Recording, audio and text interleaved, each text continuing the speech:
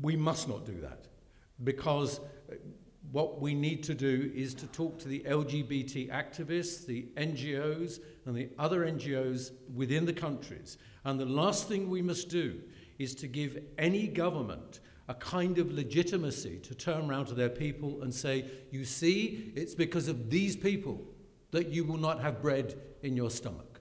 We need to work with the progressives in these countries and stop the neo-colonialism which is coming from the US evangelical right-wing churches who've said that Africa is the last battleground against homosexuality. So discussions, working with all of these governments and working with the NGOs, but to withhold funding achieves nothing. It has negative consequences. On reparations and apologies, on apologies, I think I've made that absolutely clear. On reparations, I think we can actually start that by ensuring that when a company from a country outside of outside of the African continent, where it makes its wealth, it pays its taxes in that country, and that they don't go outside of the country to an offshore tax haven. But in terms of other reparations, I'm not the expert in that, but there is arguably, I think, an audit and an analysis to be done. Not only the reparations or the rip-offs that occurred by colonial governments, but some of those African leaders who were complicit within it and sent billions of tax revenues out of the country to offshore tax havens. On the issue of the unequal treatment of migrants, it's unacceptable. I come from a family of illegal migrants. My family left Spain because they were Jewish. When the Moors invaded, they went right the way across Europe. They eventually got sick and tired of traveling and picking up. They arrived in Ireland and they converted to Catholicism. I think that's why I converted to atheism. But I make that point because I'm from a family of illegal immigrants. But because I speak in the way I do and because of the color of my skin, it's overlooked. We have the same problem now with legal migrants in the EU who are misrepresented by the British media. People from Poland, the Czech Republic, Bulgaria, Slovakia, Slovenia, Romania as a threat. We have to remove that defamation, and we equally have to deal with the issue of why people feel they have no option but to risk their life to get to somewhere where they feel they're not wanted, they can't practice their language or their culture, they live in appalling conditions in order to send money back home. What they're undertaking is noble and in the noblest traditions, and we have got to get this notion that somehow migrants are a threat. And you know what? The United Kingdom has just announced, it's not my government, I'm from the Labour Party, unless you hadn't noticed, but just announced wonderful economic growth. What they forgot to say was a lot of that economic growth was created out of the 300,000 new migrants who'd entered the United Kingdom over the last 18 months. The celebration of and the recognition of migrants to our culture is extremely important, but also what we all bring economically.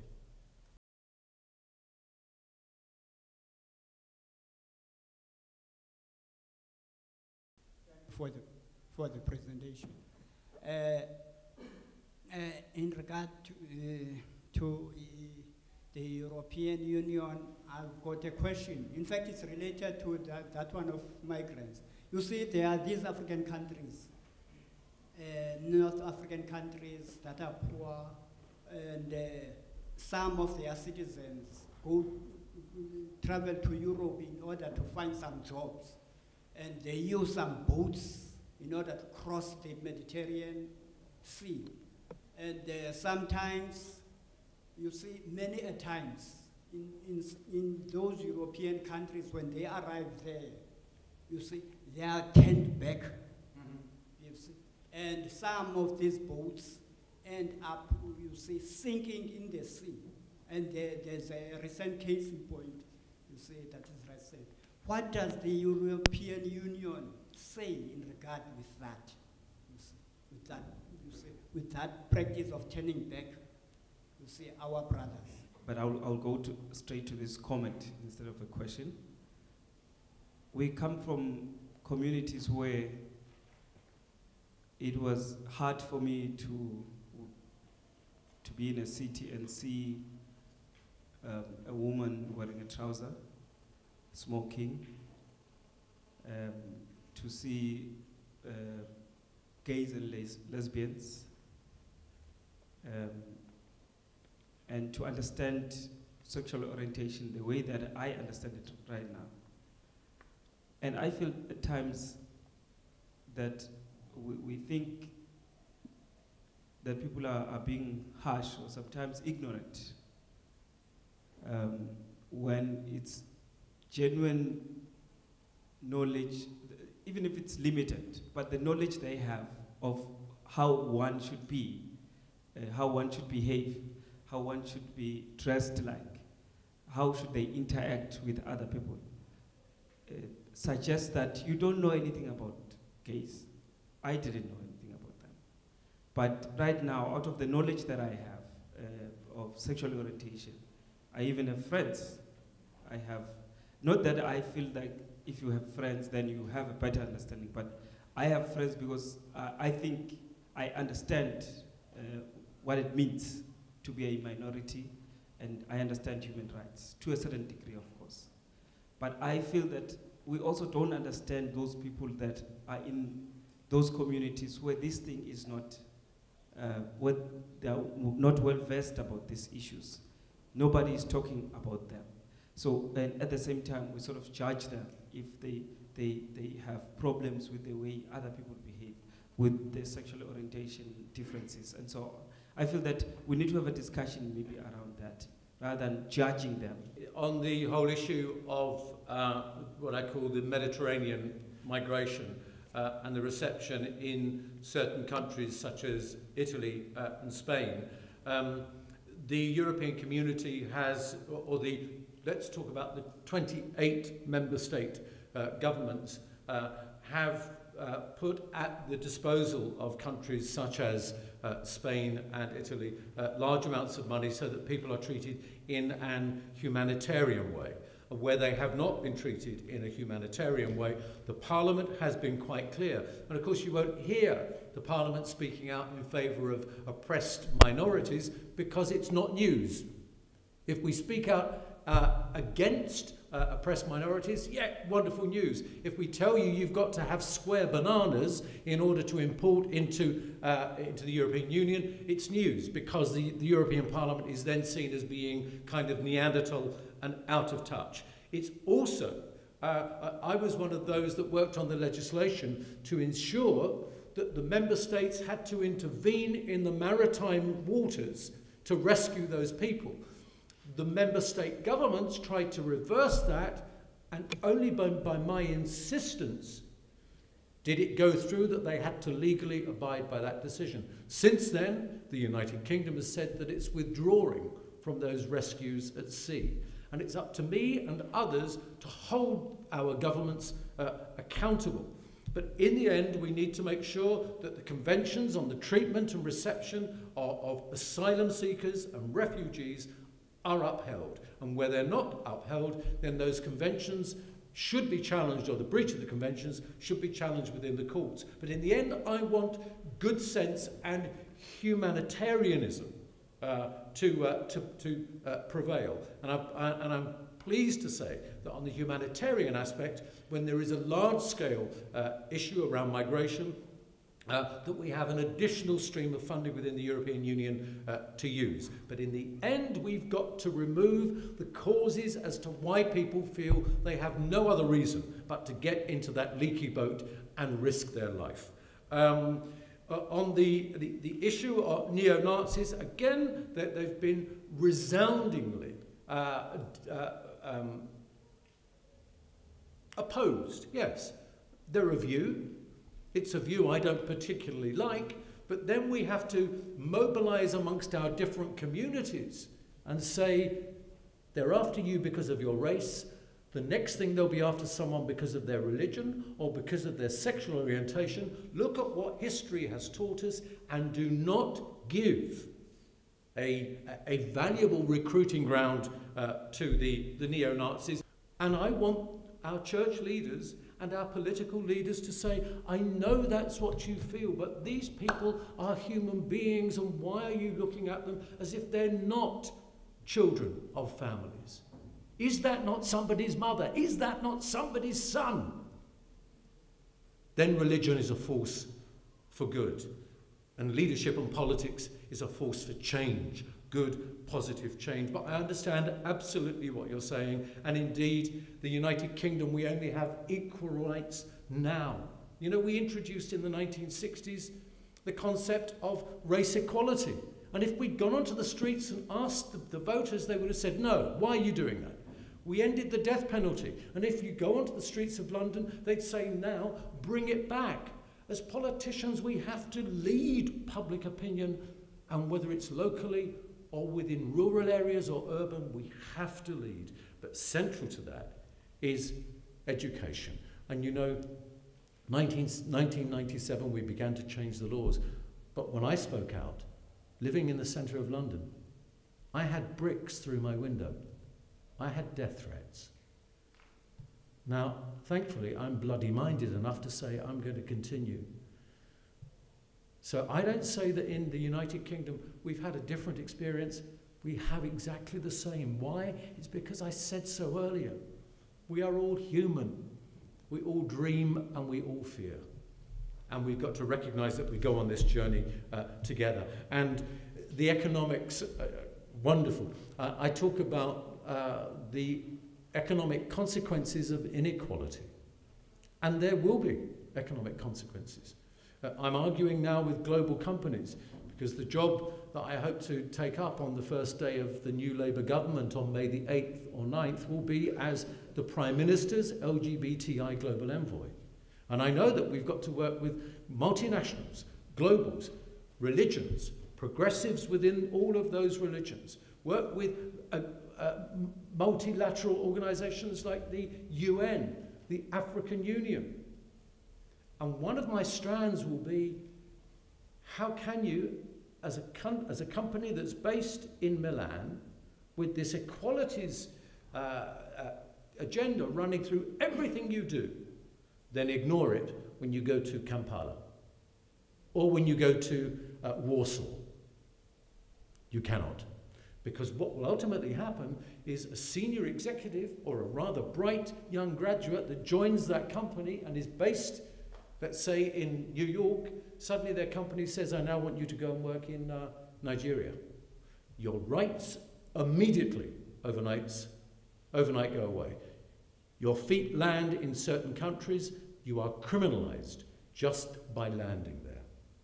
So therefore we have to argue, as we've done within the European Union, that we are a market, yes, but based on fundamental values upon which we will not barter. And that is why I said earlier, I was deeply dismayed that the European Commission and the member state governments backed away from the ACP when we should have said, no, this is based on common principles. And if we no longer have those principles in common, how can we work together? So there is a way, but I think we need to talk about the economic consequences of inequality. And then the balance sheet will be looked at in a very different way. And part of that, and part of what my brother was behind you was saying about the communities, part of that is people having the courage to come out. And coming out saying, I'm not lesbian or gay or bisexual, but actually that's my friend, that's my brother. Coming out is crucial to changing minds, attitudes, and cultures, and sometimes even governments. I want to observe that really it has been a privilege for us as a school and a college, and indeed the university, to host and listen to somebody of Lord Cashman's caliber, somebody who has walked the talk, an ardent advocate of and defender of human rights. He is in South Africa at this point in time, and his presence is quite befitting. As the DVC said at the beginning, we have just celebrated the March 21 Human Rights Day, a day when we commemorate and remember the heroes and heroines of this country who put their lives on the line to ensure that we are free. But then, even that freedom needed to be defended. It is also befitting that Michael has talked a lot about the 1948 Charter, United Nations Declaration of Human Rights. As it was in 1948, its values and ethos are still relevant up to now. Our own Constitution, Section 9, Part 3, is very clear, and it outlaws any form of discrimination on account of sex, religion, belief, and even race, and many other aspects. And so I couldn't have thought of any other person more befitting to talk to us at this point than Lord Cashman. Many of you will also be aware that our University of KwaZulu-Natal Transformation Charter does talk about equity and social cohesion. And those ethos and values have been epitomized by the speech that Lord Cashman has just delivered. Many of you will also be aware that in September, South Africa will be hosting the World Social Science Forum. And the theme of that forum is on global peace and justice. And a number of things that Lord Cashman has talked about provides really a basis for us as academics to be able to engage with them as a build-up to that particular forum. And I believe that most of our colleagues here, academics and students who are here, postgraduates, have been provided with the food for thought for your proposals, for your research, and any other form of engagement. I believe in Africa, we are actually besieged by many of the issues that he has raised, perhaps more than even in Europe. Bad governance, corruption, a lack of transparency and accountability, wars and conflict, terrorist groups from Al-Shabaab, Islamic States, Al-Qaeda, Boko Haram, they reign supreme. And even in our own countries, which we claim to be democratic, there are a lot of human rights violations, including here in South Africa. Think of LGBT rights in Zimbabwe, in Uganda, in Nigeria. You know, we have a long way to go. But I believe that it is not about the charters or the constitution, but it is about the will of the people. The same way the South African people decided that they had to do away with apartheid, and it worked. It was not about the constitution. So with those few remarks, I want to take this opportunity to sincerely express our thanks to Michael for deciding to come and speak to us at this university. And I want also to recognize the presence of his colleague, Frank, from the European Union, who came along with him.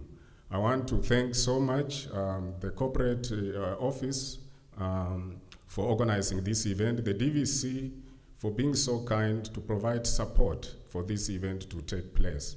I want also to thank my colleagues, deans who are here. I can see Professor McGregor here, academic leaders. I can see Morojele here, Suryamuthi, Becky for directing this particular event.